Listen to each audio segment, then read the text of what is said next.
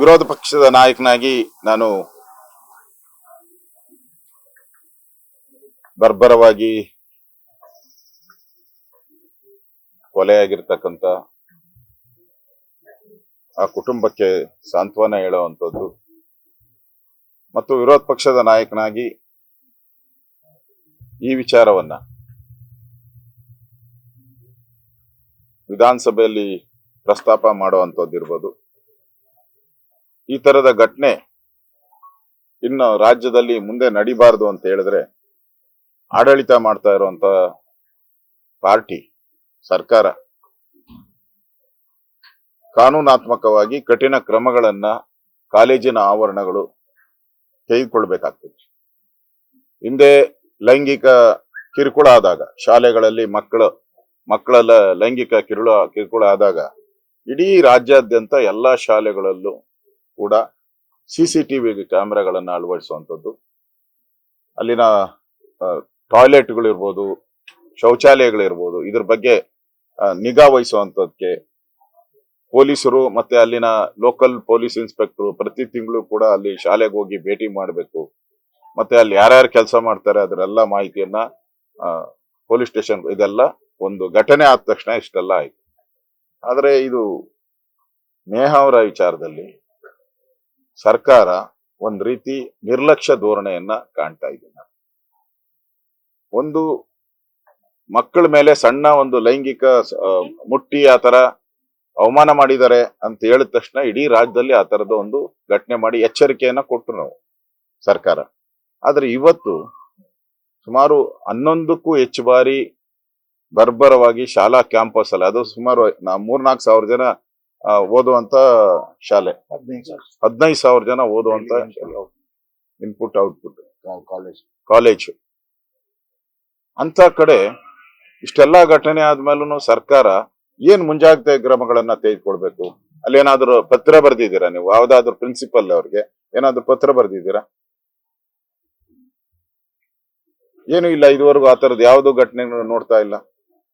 ಮತ್ತೆ college campus safety ಅಲ್ಲ ಅನ್ನೋದು ಫಸ್ಟ್ ಟೈಮ್ ಈ ತರದ ಒಂದು ಕರ್ನಾಟಕದಲ್ಲಿ ಕಾಲೇಜ್ ಕ್ಯಾಂಪಸ್ಗಳು ಕೂಡ ಸೇಫ್ಟಿ ಅಲ್ಲ, ಅಲ್ಲೂ ಕೂಡ ನಿಮ್ಮ ಮಕ್ಕಳ ಕೊಲೆ ಆಗಬಹುದು ಅಂತ ಆಗಿರುವಂತ ಘಟನೆ. ಇದು ತಲೆ ತಗ್ಗಿಸುವಂತ ಘಟನೆ. ಅದು ಹೆಣ್ಮಗಳು ಲವ್ ಜಿಹಾದ್ಗೋಸ್ಕರ ಆಗಿರುವಂತ ಘಟನೆ. ನಾನು ಸನ್ಮಾನ್ಯ ಬಸವರಾಜ ಬೊಮ್ಮಾಯಿಯವರು ಮುಖ್ಯಮಂತ್ರಿಗಳಾಗಿದ್ರು, ಅದಕ್ಕೆ ಮುಂಚೆ ಗೃಹ ಸಚಿವರಾಗಿದ್ರು. ಅದಕ್ಕೆ ಮುಂಚೆ ನಾನು ಕೂಡ 2011ರಲ್ಲಿ ನಾನು ಕೂಡ ಗೃಹ ಸಚಿವನಾಗಿ ಕೆಲಸ ಮಾಡ್ತೀನಿ. ಒಬ್ಬ ಗೃಹ ಸಚಿವರಿಗಾಗ್ಲಿ ಪೊಲೀಸ್ ಇಲಾಖೆಗೆ ಒಂದು ಕಾಮನ್ ಸೆನ್ಸ್ ಇರ್ಬೇಕು, ಯಾವಾಗ ಕರ್ತವ್ಯ ನಿಷ್ಠೆ ಇರ್ಬೇಕು. ಕೊಲೆ ಆದ ಸಂದರ್ಭದಲ್ಲಿ ಡಬಲ್ ಅಲರ್ಟ್ ಇರ್ಬೇಕು ಇಲಾಖೆ. ನಾನು ಇಲ್ಲಿ ಪ್ರಶ್ನೆ ಮಾಡಕ್ಕೆ ಇಷ್ಟಪಡ್ತೀನಿ ಸರ್ಕಾರಕ್ಕೆ. ನೋಡಿ, ಅದು ಪೊಲೀಸ್ ಇರ್ಬೋದು, CBI ಇರ್ಬೋದು, ಯಾವುದೇ ಇನ್ವೆಸ್ಟಿಂಗ್ ಏಜೆನ್ಸಿ ಕೊಲೆ ಆದಾಗ, ದೊಡ್ಡ ಘಟನೆಗಳು ನಡೆದಾಗ ಅಪರಾಧಿಯನ್ನ ಬಂಧಿಸಿದ ತಕ್ಷಣ ನಾವು 24 ಗಂಟೆ ಒಳಗಡೆ ಕೋರ್ಟ್ಗೆ ಪ್ರೊಡ್ಯೂಸ್ ಮಾಡ್ತೀವಿ.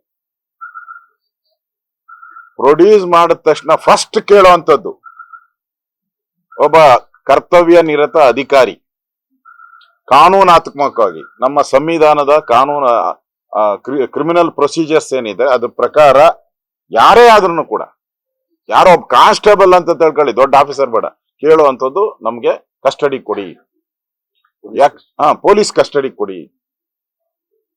ಪೊಲೀಸ್ ಕಸ್ಟಡಿ ಕೊಡಿ ಅಂತ ಕೇಳಬೇಕಾಗಿತ್ತು. ಯಾಕೆಂದ್ರೆ ಅಲ್ಲೂ ಕೂಡ ನಾನು ಅವರ ತಂದೆ ತಾಯಿಯವರಿಗೆ ಹೇಳಿದ್ದೀನಿ, ಆಕ್ಸಿಡೆಂಟ್ ಆಗಿ 24 ಗಂಟೆ ಗೋಲ್ಡನ್ ಅವರ್ ಅಂತಾರೆ. ಹಂಗೆ ಕೊಲೆ ಆದಾಗ ಕೂಡ 24 ಗಂಟೆ ಬಹಳ ಇಂಪಾರ್ಟೆಂಟ್. ಯಾಕಂದ್ರೆ ಸಾಕ್ಷಿಗಳು, ರಕ್ತ ಇರ್ಬೋದು, ಬಿದ್ದಿರುವಂತ ತಲೆ ಕೂದಲುಗಳು ಇರ್ಬೋದು, ಅಥವಾ ಬೇರೆ ಬೇರೆ ಮೊಬೈಲ್ ಬಿಸಾಕಿರುವಂತದ್ದು ಇರ್ಬೋದು, ಅವನ ಹತ್ರ ಜೋಬಲ್ ಚೀಟಿ ಬಿಸಾಕಿರೋದು ಇರ್ಬೋದು, ಈ ತರದ್ 100 ನೋಡಿರೋ ಅಂತವ್ರು ಇರ್ಬೋದು. ಇವೆಲ್ಲವನ್ನ ತೆಗೆದುಕೊಳ್ಬೇಕಾಯ್ತು ಪೊಲೀಸರ ಕರ್ತವ್ಯ. ಎಲ್ ಮಾಡಿದ್ದಾರೆ? ನಾನು ಕೇಳಕ್ ಇಷ್ಟಪಡ್ತೀನಿ, ಗೃಹ ಇಲಾಖೆಯ ಅಧಿಕಾರಿಗಳಿಗೆ, ಗೃಹ ಇಲಾಖೆ ಕೇಳಕ್ ಇಷ್ಟಪಡ್ತೀನಿ, why you are not done this? ಕಾನೂನು ಪ್ರಕಾರ ಇರುವಂತ ಪ್ರೊಸೀಜರ್ ಇದು.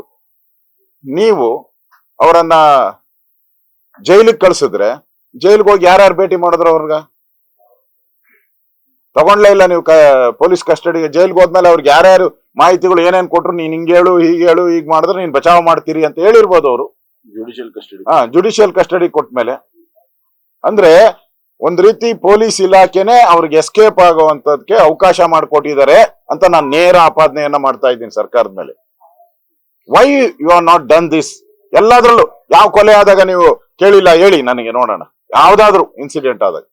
ಈ ಕೇಸಲ್ಲಿ, ನೇಹಾ ಕೇಸಲ್ಲಿ ಇಡೀ ರಾಷ್ಟ್ರ ಬಿಟ್ಬಿಡಿ, ಇಡೀ ರಾಷ್ಟ್ರ, ನಾನು ನೋಡಿದೆ ನನ್ನ ಪತ್ರಿಕೆಯಲ್ಲಿ, ಅಮೆರಿಕ, ಲಂಡನ್ ಎಲ್ಲ ಕಡೆನೂ ಇದ್ರ ಬಗ್ಗೆ ಪ್ರತಿಭಟನೆಗಳು ನಡೀತಾ ಇದೆ. ಅಮೆರಿಕ, ಲಂಡನ್ ಕಡೆ, ವಿದೇಶದಲ್ಲೂ ಕೂಡ ಈ ಹತ್ಯೆಯನ್ನ ಖಂಡಿಸಿ ನಡೀತಾ ಇದೆ. ಇಂಥ ಅಂತಾರಾಷ್ಟ್ರೀಯ ಮಟ್ಟದಲ್ಲಿ ಈ ಕೊಲೆಯನ್ನ ಖಂಡನೆ ಮಾಡುವಂತ ಸಂದರ್ಭದಲ್ಲಿ ಪೊಲೀಸರೇ, ಸರ್ಕಾರವೇ ಬಂಧಿಸಿದ ತಕ್ಷಣನೇ ಅವನ್ನ ಪೊಲೀಸ್ ಕಸ್ಟಡಿಗೆ ತೆಗೆದುಕೊಂಡು ಅವನ್ ಹಿಂದೆ ಯಾರಿದ್ದಾರೆ, ಈ ಕೊಲೆ ಅವನು ಒಂದೇ ದಿನಕ್ಕೆ ಏನ್ ಮಾಡಿರಲ್ಲ, ಆ ವೆಪನ್ ಪರ್ಚೇಸ್ ಮಾಡಕ್ಕೆ ಟೈಮ್ ತಗೊಂಡಿರ್ತಾನೆ, ಚಲನವಲನಗಳನ್ನ ಅಬ್ಸರ್ವ್ ಮಾಡಿರ್ತಾನೆ, ಅವನ ಫ್ರೆಂಡ್ಸ್ಗಳು ಯಾರ್ಯಾರಿದ್ದಾರೆ ಅವ್ರ ಜೊತೆ ಎಲ್ಲ ಡಿಸ್ಕಸ್ ಮಾಡಿರ್ತಾನೆ, ಇವನು ಹೇಗ್ ಮಾಡಬೇಕು, ಏನು ಸೇಫ್ಟಿ ಹೆಂಗ್ ಮಾಡ್ತೀರಾ ನೀವು ಅಂತ ಎಲ್ಲ ತಗೊಂಡಿದ್ದಾರೆ.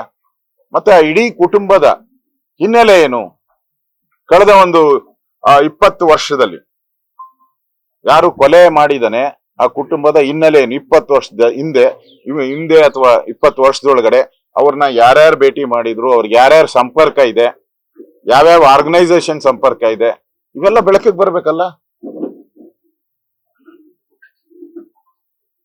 ಸರ್ಕಾರ ನೋಡಿ, ಇಮಿಡಿಯೇಟ್ ಆದ ತಕ್ಷಣ ಪೊಲೀಸರು ತಗೊಂಡಿಲ್ಲ ಕಸ್ಟಡಿಗೆ, ಫಸ್ಟ್ ಸ್ಟಾಪ್ ಮಾಡಿದ್ದಾರೆ. ಇದುವರೆಗೂ ಇದೊಂದು ಸ್ಪೆಷಲ್ ಕೇಸ್ ಅಲ್ಲ. ಯಾರ್ಯಾರು ಎಲ್ಲ ನಮ್ಮ ರಾಷ್ಟ್ರೀಯ ಅಧ್ಯಕ್ಷರು ಬಂದು ಹೋಗಿದ್ದಾರೆ, ಎಲ್ಲ ಬಹಳ ದೊಡ್ಡ ದೊಡ್ಡ ನಾಯಕರು, ಸಿಎಂ ಎಲ್ಲ ಬಂದು ಹೋಗಿದ್ದಾರೆ. ಇಮಿಡಿಯೇಟ್ ಆಗಿ ಇದಕ್ಕೆ ಒಬ್ಬ ಸ್ಪೆಷಲ್ ಪಬ್ಲಿಕ್ ಪ್ರಾಸಿಕ್ಯೂಟರ್ನ ಯಾರು ನೇಹಾ ಅವರ ತಂದೆ ತಾಯಿ ಹೇಳ್ತಾರೆ ಅವ್ರನ್ನ ನೇಮಕ ಮಾಡ್ಬೇಕಾಯ್ತು, ಕೇಳ್ಬೇಕಾಯ್ತು. ಯಾರಾದ್ರೂ ಇದುವರೆಗೂ ಒಬ್ರು ಕೇಳಿದ್ದೀರಾ?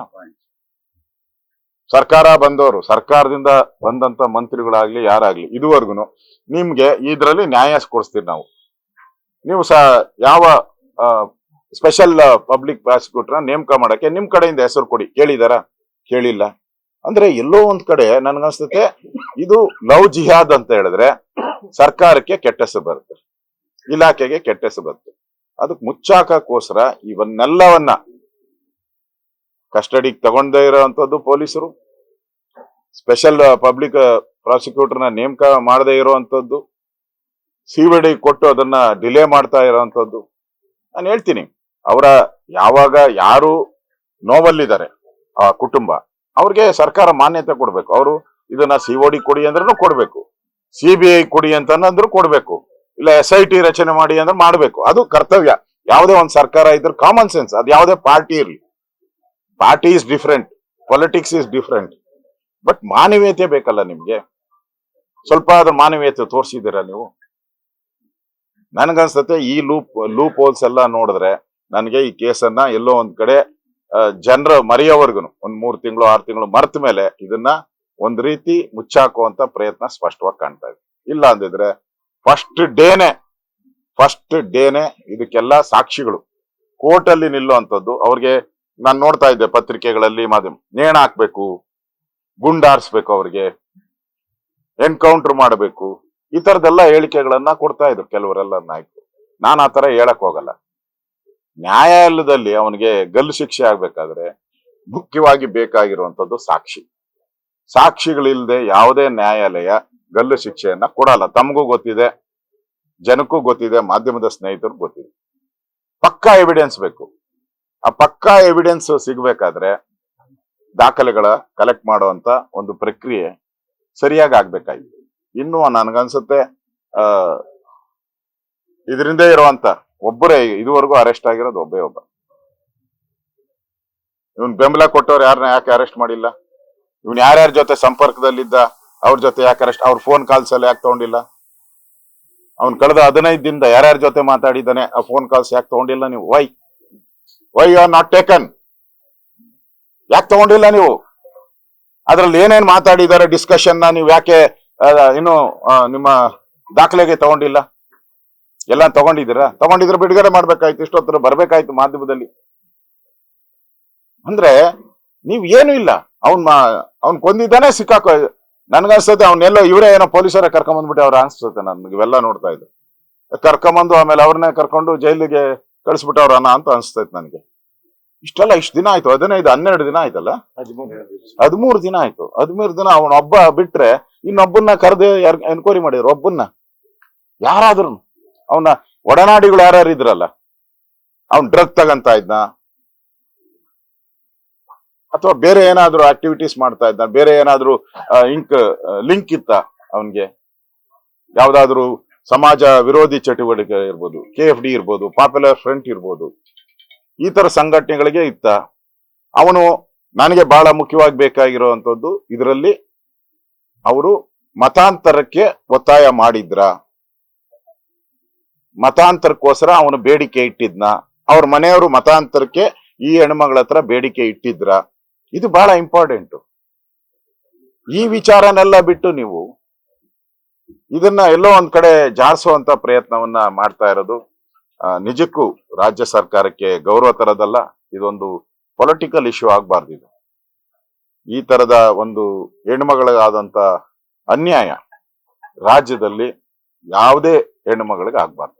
ಈಗ ಪೊಲೀಸರೇ ಸಾಕ್ಷಿ ನಾಶ ಮಾಡ್ತಿದಾರೆ ಅಂತ ಹೇಳ್ತಿದ್ರಿ ಸರ್, ನೀವು ಈ ಪ್ರಕರಣದಲ್ಲಿ ಪೊಲೀಸರೇ ಸಾಕ್ಷಿ ನಾಶ ಮಾಡ್ತಿದಾರೆ ಅಂತ ಹೇಳ್ತಿದ್ರಿ. ನಾನು ಹೇಳಿದ್ನಪ್ಪ, ನಿಮ್ಗೆ ಸ್ಪಷ್ಟವಾಗಿ ಹೇಳಿದ್ದೀನಿ. ಆಕ್ಸಿಡೆಂಟ್ ಆದಾಗ 1 hour ಗೋಲ್ಡನ್ ಅವರ್, ಕೊಲೆ ಆದನು ಕೂಡ ನಿಮ್ಗೆ ಆ ಒಂದು ದಿನ ಇದೆಯಲ್ಲ 24 ಗಂಟೆ, ಅದು ಬಹಳ ಇಂಪಾರ್ಟೆಂಟ್. ಸಾಕ್ಷಿಗಳ ಕಥೆ, ಈ ಸಾಕ್ಷಿಗಳ ಮೇಲೇನೆ ನ್ಯಾಯಾಲಯ ತೀರ್ಮಾನ ಮಾಡೋದು. ಮಾಧ್ಯಮದ ಹೇಳಿಕೆ ಮೇಲೆ, ನನ್ನ ಹೇಳಿಕೆ ಮೇಲೆ ತೀರ್ಮಾನ ಆಗಲ್ಲ. ಸಾಕ್ಷಿಗಳು ಬೇಕು, ಎವಿಡೆನ್ಸಸ್ ಪಕ್ಕ.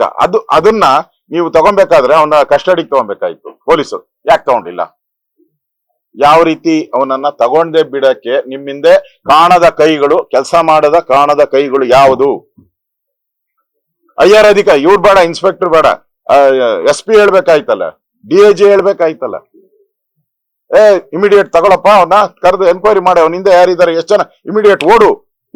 ಅವ್ರು ಹೇಳ್ಬೇಕಾಯ್ತು ಅಧಿಕಾರಿ, 24 ಗಂಟೆ ಒಳಗಡೆ ಅವರೆಲ್ಲರೂ ಇದರಲ್ಲಿ ಇರ್ಬೇಕು, ಸ್ಟೇಷನ್ ಸೆಲ್ಲಲ್ಲಿ ಇರ್ಬೇಕು ಅಂತ ಹೇಳ್ಬೇಕಾಯ್ತು. ಹೇಳಿದಾರ ಯಾವ್ದಾನ ಅಧಿಕಾರಿ? ಹೇಳಿಲ್ಲ. ಅದಕ್ಕೆ ಡೌಟ್ ಬರ್ತಾ ಇರೋದು ನಮ್ಗೆ. ನನ್ಗೆ ನಂಬಿಕೆ ಇಷ್ಟೊತ್ತಿಗೆ 13 ದಿನ ಆಯ್ತು ಸರ್, 13 ದಿನ ಆಯ್ತು. ಇಡೀ ದೇಶ, ಇಡೀ ಪ್ರಪಂಚ, ಅಂದ್ರೆ ಬೇರೆ ಬೇರೆ ದೇಶದಲ್ಲಿ ಪ್ರೊಟೆಸ್ಟ್ ನಡೀತಾ ಇದೆ. ಇವ್ರು ಆರಾಮಾಗಿ ಮಲ್ಕೊಂಡಿದಾರಲ್ಲ ಇವರು. ನೀವು ಮೇಲ್ನೋಟಕ್ಕೆ ನೋಡಿ, ನನ್ನ ಬೇಡ, ನಾನು ವಿರೋಧ ಪಕ್ಷದ ನಾಯಕ, ವಿರೋಧ ಮಾಡ್ತೀನಿ ಅನ್ನೋ ಇದು ನೋಡ್ಬೇಡಿ, ನನ್ನ ಆ ದೃಷ್ಟಿಯಲ್ಲಿ ನೋಡ್ಬೇಡಿ. ನೀವು ಮೇಲ್ನೋಟಕ್ಕೆ ನೋಡಿ, ಎಷ್ಟು ಒಳ್ಳೆ ಬುಲೆಟ್ ಟ್ರೈನ್ ಸ್ಪೀಡ್ ಅಲ್ಲಿ ಎವಿಡೆನ್ಸ್ಗಳು ತಗೊಬೇಕಾಯ್ತು. ಇವರಿಂದ ಯಾರು ಇಲ್ವಾ? ಹಂಗಾರೆ ಇವರಿಂದ ಯಾರು ಇಲ್ವಾ? ಅವ್ರ ತಾಯಿ ಸ್ಟೇಟ್ಮೆಂಟ್ ಕೊಟ್ಟಿದ್ದಾರೆ, ಮೊದ್ಲಿಂದ ಇವ್ರಿಗೆ ಲವ್ ಇತ್ತು ಅಂತ. ಇದೆಯೋ ಇಲ್ಲೋ ಹೇಳ್ಬೇಕಾಯ್ತಲ್ಲ. ಲವ್ ಇದ್ರೆ ಮತಾಂತರಕ್ಕೆ ಪ್ರಯತ್ನ ಮಾಡಿದ್ರ ಹೇಳ್ಬೇಕಾಯ್ತಲ್ಲ ನೀವು. ಇವ್ ಸ್ನೇಹಿತರು ಯಾರಿದ್ದಾರೆ? 15 ದಿನ 1 ತಿಂಗಳಿಂದ ಓಡಾಡಿದವ್ರು ಯಾರಿದ್ದಾರೆ? ಈ ವೆಪನ್ ಪರ್ಚೇಸ್ ಮಾಡಕ್ ಒಬ್ಬನೇ ಹೋಗಿದ್ನ? ಜೊತೆಲಿ ಕರ್ಕೊಂಡು ಹೋಗಿದ್ನ? ದುಡ್ಡು ಕೊಟ್ಟವ್ರು ಯಾರು? ಎಲ್ಲ ಬೆಳಕಿಗೆ ಬರ್ಬೇಕಲ್ಲ. ಏನ್ ಬಂದಿಲ್ಲಲ್ಲ. 13 ದಿನ ಆಯ್ತು. ಏನಾಯ್ತು 13 ದಿನ? ಏನು ಹೋಗಿಲ್ಲ, ಒಂದ್ ಹೆಜ್ಜೆನೂ ಮುಂದೆ ಹೋಗಿಲ್ಲ. ಅವ್ನು ತಗೊಂಡೋಗಿ ಜೈಲಿಗೆ ಬಿಟ್ರು ಅಷ್ಟೇ. ಈಗ ಕಸ್ಟಡಿಗೆ ತಗೊಂಡೋದು ಏನಕ್ಕೆ? ಆಮೇಲೆ ಯಾವಾಗ ನೀವು ಸಾಕ್ಷಿಗಳನ್ನ ಕಲೆ ಹಾಕ್ಬೇಕಾಯ್ತು, ಆ ಸಂದರ್ಭದಲ್ಲಿ ಅವನ್ನ ಪೊಲೀಸ್ ಕಸ್ಟಡಿಗೆ ತೆಗೆದುಕೊಂಡು ಅವನಿಗೆ ಪೊಲೀಸ್ ಭಾಷೆಯಲ್ಲಿ ಪೊಲೀಸ್ ಟ್ರೀಟ್ಮೆಂಟ್ ಅಲ್ಲಿ ಕೊಟ್ಟಿದ್ರೆ ಅವನ್ ಕರೆಕ್ಟ್ ಆಗಿ ಅವನು ಹೇಳಿರೋನು, ನಾನು ಹೇಗ್ ಮಾಡ್ದೆ ಅಂತ ಹೇಳಿರೋನು.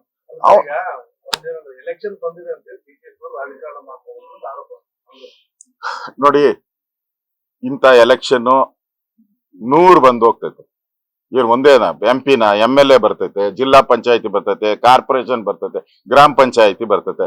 6 ತಿಂಗಳಿಗೆ ವರ್ಷಕ್ಕೆ ಬರ್ತಾನೆ ಇರ್ತೈತೆ. ಹಂಗಾರೆ ಬಂದಾಗೆಲ್ಲ ಏನ್ ಬರಬಾರ್ದ ಯಾವ್ದು ಇಶ್ಯೂಗಳು? ಅದನ್ನ ನಾನು ಒಪ್ಪಲ್ಲ. ಯಾವುದೇ ಪಾರ್ಟಿ ಆದ್ರೂ ಪೊಲಿಟಿಕಲ್ ಅಂತ ಅನ್ನಕ್ಕೋಸ್ಕರ ಅಲ್ಲ.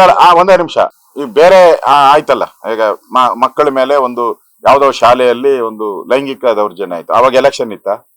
ಅವಾಗ ದೊಡ್ಡ ಇಶ್ಯೂ ಹಾಗೆ ಆಗ್ತಲ್ಲ. ಅಲ್ಲ ಈ ವಿಚಾರಗಳನ್ನ ಹೇಳ್ತೀರಿ, ಅದೇ ಒಂದು ಪ್ರಜ್ವಲ್ ರೇವಣ್ಣ ವಿಚಾರ ಇರ್ಬೋದು, ಎಲ್ಲ ಒಂದು ಅದ್ರ ಬಗ್ಗೆ ಒಂದು ಅಂತರ ಕಾಯ್ದುಕೊಳ್ತಾ ಇದಾರೆ ಇವು ಬಿಜೆಪಿ ಅವರು ಅನ್ನೋದು. ಯಾಕೆ ಅದು ಹೆಣ್ಮಕ್ಳಿಗೆ ಅನ್ಯಾಯ ಆಗಿದೆಲ್ಲ, ಅದಕ್ಕೆ ಅದ್ರ ಬಗ್ಗೆ ಯಾಕೆ ಮಾತಾಡ್ತಾರೆ ಅನ್ನೋದು. ನೋಡಿ, ನೇಹ, ನಾನು ತಮ್ಮ ಹತ್ರ ರಿಕ್ವೆಸ್ಟ್ ಮಾಡ್ತೀನಿ, ನೇಹ ಕೊಲೆ ಇದು ಅವಮಾನವಾಗಿ ಕೊಲೆ ಮಾಡದಂಥದ್ದು, ಜೀವ ತೆಗೆದಿರುವಂತದ್ದು. ಯಾರಿಗೂ ಅಧಿಕಾರ ಅಲ್ಲ ಜೀವ ತೆಗಿಯಕ್ಕೆ, ಯಾರಿಗೂ ಅಧಿಕಾರ ಇಲ್ಲ. ಅಲ್ಲ ಒಂದೇ ನಾ ಹೇಳ್ಬ ಅನ್ನಿಸ್ಬಿಡಿ, ತೆಗಿಯಕ್ಕೆ ಅವಕಾಶ ಇಲ್ಲ, ಅವಕಾಶ ಇಲ್ಲ. ಆ ಕೇಸು ಇದು ಸ್ಪಷ್ಟವಾಗಿ ಕಾಣ್ತಾ ಇದೆ, ಕೊಲೆ ಮಾಡಿರೋದು ಕಾಣ್ತಾ ಇದೆ, ಸತ್ತಿರೋದು ಕಂಡಿದೆ, ಎಲ್ಲ ಇದರಿದ್ದಾರೆ. ಅದನ್ನ ಈಗ ಯಾರು ಈ ಏನೋ ಪೆನ್ ಡ್ರೈವ್ ಮಾಡಿದ್ದಾರೆ, ಹಂಚಿದವ್ರು ಯಾರು? 10,000 ಪೆನ್ ಡ್ರೈವ್ ನ ಮಾಡಿ ಹಂಚಿದವ್ರು ಯಾರು? ಅವಾಗ ಎಲೆಕ್ಷನ್ ಇರ್ಲಿಲ್ವಾ? ಎಲೆಕ್ಷನ್ ಟೈಮ್ ಅಲ್ಲಿ ತಾನೇ ಮಾಡಿದ್ದು. ಹಂಚಿದವ್ರು ಯಾರು? ಮಾಡಿಸಿದವ್ರು ಯಾರು? ಮತ್ತೆ ಈ ಘಟನೆ ಇನ್ನು ಏನಾಗಿದೆ ಅನ್ನೋದನ್ನ ಈಗ SIT ಕೊಟ್ಟಿದ್ದಾರೆ. SIT ಅಲ್ಲಿ ಹೇಳ್ಬೇಕಲ್ಲ, SIT ಅವ್ರು ಹೌದು ಈ ಪೆನ್ ಡ್ರೈವ್ ಇರೋದೆಲ್ಲ ಸತ್ಯವಾಗಿದೆ ಅಂತ ಹೇಳಿದ್ಮೇಲೆ, ಹೇಳಿದ್ಮೇಲೆ ನಿಮ್ ಕ್ವಶನ್ ಗೆ ನಾನು ಫಸ್ಟ್ ಕ್ಲಾಸ್ ಆನ್ಸರ್. ರೇವಣ್ಣ ಅವರು ಉಳಿದಿದ್ದಲ್ಲ ಅಲ್ಲಿ ಇದ್ರದ್ದು ಇದು ಅಲ್ಲೇ ಪಾರ್ಟಿ ಆಫೀಸ್ ಅಲ್ಲಿ ಈ ವಿಚಾರ ಇಲ್ಲಿ ಬೇಡ. ಅಲ್ಲ ಒಂದೇ ನಿಮಿಷ, ಇದನ್ನ ಅಲ್ಲಿ ಮಾತಾಡ್ತೀನಿ, ಅಲ್ಲಿ ಪ್ರೆಸ್ ಮೀಟ್ ಕರ್ತೀನಿ. ಶಾಲಾ ಕಾಲೇಜುಗಳಲ್ಲಿ ಭದ್ರತೆ ಇಲ್ಲ, ಸರ್ಕಾರದ ಕ್ರಮ ತೆಗೆದುಕೊಳ್ಬೇಕು ಅಂತ ಏನ್ ಸಲಹೆ ಕೊಡ್ತೀರಿ ಸರ್ ಸರ್ಕಾರಕ್ಕೆ? ಯಾವ ರೀತಿ ಒಂದು ಮಕ್ಕಳ ಮೇಲೆ ದೌರ್ಜನ್ಯ ಆಯ್ತು, ಲೈಂಗಿಕ ದೌರ್ಜನ್ಯ ಆದಾಗ ಇಡೀ ರಾಜ್ಯದಲ್ಲಿ ಒಂದು ಅಲರ್ಟ್ ಹೋಯ್ತು. ಎಲ್ಲಾ ಶಾಲೆಗಳು ಅಲರ್ಟ್ ಆದ್ರು. ಎಲ್ಲಾ ಶಾಲೆಯಲ್ಲೂ ಬರುವಂತ ಯಾರ್ಯಾರು ಅಪಾಯಿಂಟ್ ಮಾಡ್ತಾರೆ, ಅಪಾಯಿಂಟ್ಮೆಂಟ್ ಮಾಡಿದ ತಕ್ಷಣ ಇಮಿಡಿಯೇಟ್ ಪೊಲೀಸ್ ಎನ್ಕ್ವೈರಿ, ಪೊಲೀಸರನ್ನ ಕರೆದು ಮಾತಾಡುವಂಥದ್ದು. ಪೊಲೀಸರು ಮೊದಲ ಬಾರಿಗೆ ಎಲ್ಲಾ ಶಾಲಾ ಕಾಲೇಜುಗಳಿಗೆ ಹೋಗಿ ಅವರು ಇನ್ಮೇಲೆ ಏನೇ ಇದಾದ್ರೂ ನಮ್ಗೆ ಹೇಳ್ಬೇಕು, ತಿಳಿಸ್ಬೇಕು, ಈ ತರದೆಲ್ಲ ಮಾಹಿತಿಯನ್ನ ಕೊಟ್ರು. ಪ್ರತಿ ತಿಂಗಳು ಕೂಡ ಆ ತರದ ಮಾಹಿತಿ ತಗೊಳೋದು ಇನ್ನೂ ಕೂಡ ನನ್ನ ಗಮನಕ್ಕೆ ಬರ್ತಾ ಇದೆ. ಪ್ರತಿ ತಿಂಗಳು ಕೂಡ ಈಗ ಅಲ್ಲಿರುವಂತ ಒಂದು ಯಾವ ಸ್ಥಿತಿ ಬಂದಿದೆ ಅಂದ್ರೆ, ಇಲ್ಲಿ ಫೈರ್ ಇದಕ್ಕೂ ತಗೋಬೇಕೀಗ 5 ವರ್ಷಕ್ಕೊಂದ್ಸರಿ ಎನ್ರೋಲ್ಮೆಂಟ್ ಮಾಡ್ಬೇಕು, ಬಿಲ್ಡಿಂಗ್ ಸೇಫ್ಟಿ ಮಾಡ್ಬೇಕು, ಎಲ್ಲಾನು ಒಂದೇ ಒಂದು ಘಟನೆ ಆಯ್ತು, ಎಲ್ಲಾ ರೀತಿಯ ಒಂದು ಮುನ್ನೆಚ್ಚರಿಕೆ ಆಯ್ತು. ಈ ಘಟನೆನೂ ಹಂಗೆ ಮಾಡ್ಬೇಕಲ್ಲ. ಈ ಘಟನೆಗೂ ಸರ್ಕಾರ ಅದೇ ರೀತಿ ಎಚ್ಚರಿಕೆಯನ್ನ CCTV ಕ್ಯಾಮ್ರಾಗಳು ಹಾಕಿ, ಈ ತರದ ಯಾರು ಡ್ರಗ್ ಅಡಿಕ್ಟ್ಗಳು ಇರ್ತಾರೆ ಅವ್ರನ್ನ ಐಡೆಂಟಿಫೈ ಮಾಡಿ ಪೊಲೀಸರಿಗೆ ಮಾಹಿತಿ ಕೊಡಿ. ನೀವು ಹೇಳಕ್ ಆಗದಿದ್ರು ಕೂಡ ಪೊಲೀಸರಿಗೆ ಮಾಹಿತಿ ಕೊಡಿ. ಶಾಲಾ ಕಾಲೇಜುಗಳಲ್ಲಿ ಈ ಗೂಂಡಾಗಿರಿ ದೌರ್ಜನ್ಯ ಮಾಡೋರ್ಲಿ ಲಿಸ್ಟ್ಗಳು ಯಾವ್ದಿದೆ ಅದನ್ನ ನೀವು ಮಾಹಿತಿ ಕೊಡಿ ಪೊಲೀಸ್ ಸ್ಟೇಷನ್ಗೆ. ಸೇಫ್ಟಿಗೋಸ್ಕರ ನೀವು ಯಾರ್ಯಾರನ್ನ ಕೌನ್ಸಿಲಿಂಗ್ ಮಾಡಬೇಕು, ಕಾಲೇಜುಗಳಲ್ಲಿ ಯಾರ್ಯಾರು ಈ ತರ ಇದಾರೆ ಅವ್ರನ್ನ ಬರೆದು ಕೌನ್ಸಿಲಿಂಗ್ ಮಾಡಬೇಕು. ಈ ತರದ ವ್ಯವಸ್ಥೆಗಳು ಇದೆಯಾ ನಿಮ್ಮಲ್ಲಿ? ಇವೆಲ್ಲನೂ ಕೂಡ ನನ್ನ ಸಜೆಷನ್. ಇದನ್ನ ನಾನು ವಿಧಾನಸಭೆಯಲ್ಲಿ ನಾವು ಪ್ರಸ್ತಾಪ ಮಾಡೇ ಮಾಡ್ತೀರಿ. ಜಸ್ಟಿಸ್ ಫಾರ್ ನೇಹಾ ಅವರಿಗೆ ನ್ಯಾಯ ಸಿಗ್ಬೇಕು. ನ್ಯಾಯ ಸಿಗೋಕ್ಕೋಸ್ಕರ ವಿಧಾನಸಭೆಯಲ್ಲೂ ಕೂಡ ಇದನ್ನ ನಾವು ಚರ್ಚೆಯನ್ನ ಮಾಡ್ತೀರಿ.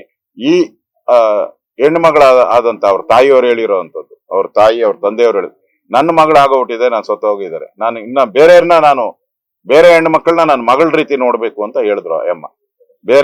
ಬೇರೆ ಹೆಣ್ಣು ಮಕ್ಕಳನ್ನ ನನ್ನ ಮಗಳ ರೀತಿ, ಬೇರೆಯವ್ರಿಗೆ ಈ ತರ ಆಗ್ಬಾರ್ದು, ಬೇರೆಯವ್ರಿಗೆ ಈ ತರದ ಒಂದು ಲವ್ ಜಿಹಾದ್ ಆಗ್ಲಿ, ಬರ್ಬರ ಕೊಲೆ ಆಗ್ಬಾರ್ದು ಅದು ಕ್ಯಾಂಪಸ್ ಅಲ್ಲಿ ಅನ್ನೋದು ಅವ್ರದ್ದು.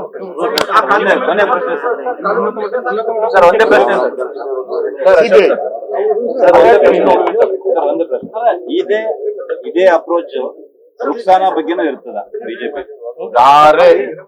ಯಾರೇ ಈ ತರದ ಅನ್ಯಾಯದ ಕೊಲೆ ಇರ್ತದೆ, ಅನ್ಯಾಯದ ಕೊಲೆ ಯಾವುದೇ ಧರ್ಮ ಆಗಿರಲಿ, ಯಾವುದೇ ಜಾತಿ ಆಗಿರಲಿ, ನಮ್ಮ ನಿಲುವು ಸ್ಪಷ್ಟ. ಅಲ್ಲ, ಇಲ್ಲಿವರೆಗೆ ಮತ್ತೆ ಹಾಕಿದ್ರೆ ಯಾಕೆ ಬಿಜೆಪಿ ಅವರು ಅಲ್ಲಿಗೆ ರುಕ್ಸಾನಾ ಬಗ್ಗೆ ಅಲ್ಲಿನ ರಾಜ್ಯದವರು ಮಾಡ್ತಾ ಇದ್ದಾರೆ.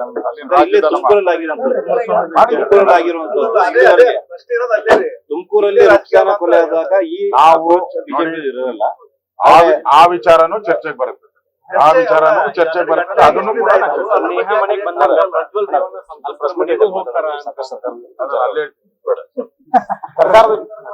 ಸಾಕಷ್ಟು ವಿಚಾರಗಳಿಂದ ಪಾರ್ಟಿ ಪ್ರಸ್ತುತ ಐತಿ. ದಯವಿಟ್ಟು ತಾವು ಪತ್ರಕರ್ತರಲ್ಲಿ ಬರ್ಬೇಕು ಅಂತ ಹೇಳಿ ನಾನು ನಿಮ್ ಜೊತೆ ನೀವು ದಾಖಲೆಗಳು ಕೊಡ್ಬೇಕು. ಏನೇನ್ ಸಿಗುತ್ತೋ ಅವ್ರ ಹತ್ರ ಡೌಟ್ ಏನೇನ್ ಡೌಟ್ಗಳೆಲ್ಲ ಹೇಳಿದ್ರೆ ಅದು ಅಸೆಂಬ್ಲಿಯಲ್ಲಿ ಚರ್ಚೆ ಮಾಡಕ್ಕೆ ಅವಕಾಶ ಮಾಡಿ. ಪಾರ್ಟಿ ದಯವಿಟ್ಟು ಎಲ್ಲರೂ ಅಲ್ಲೇ ಬರ್ರಿ.